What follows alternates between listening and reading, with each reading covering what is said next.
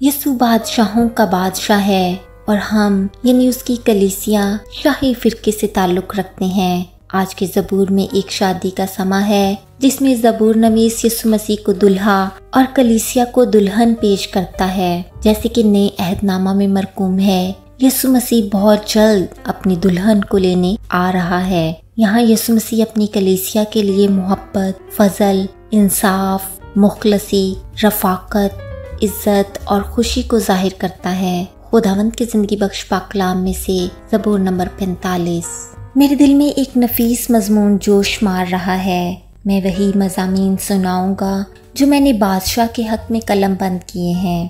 میری زبان ماہر کاتب کا قلم ہے، تو بنی آدم میں سب سے حسین ہے، تیرے ہونٹوں میں لطافت بھری ہے، اس لیے خدا نے تجھے ہمیشہ کے لیے مبارک کیا۔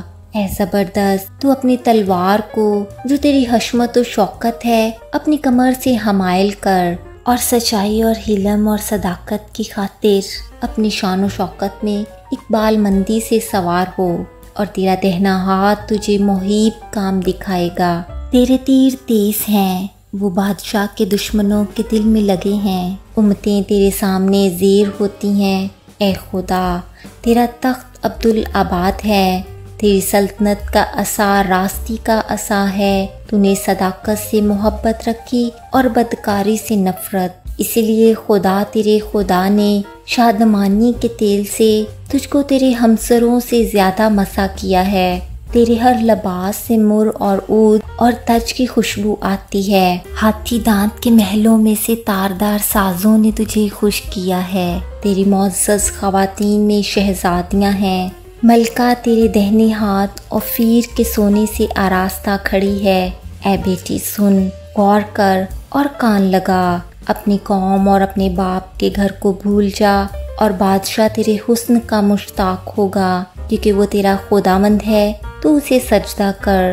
اور سور کی بیٹی ہدیہ لے کر حاضر ہوگی، قوم کے دولت مند تیری رضا جوئی کریں گے۔ بادشاہ کی بیٹی محل میں سرتاپا حسن افروز ہے، اس کا لباس زربفت کا ہے، وہ بیل بوٹے دار لباس میں بادشاہ کے حضور پہنچائی جائے گی۔ اس کی کنواری سہیلیاں جو اس کے پیچھے پیچھے چلتی ہیں تیرے سامنے حاضر کی جائیں گی، وہ ان کو خوشی اور خرمی سے لے آئیں گے۔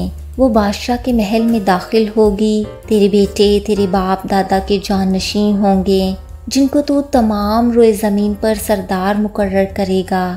میں تیرے نام کی یاد کو نسل در نسل قائم رکھوں گا، اس لیے امتیں عبدالآباد تیری شکر گزاری کریں گی۔ خداوند کے پاک کلام کے پڑھے، سنے اور سمجھے جانے پہ بڑی برکت ہو۔ آمین۔ God bless you all.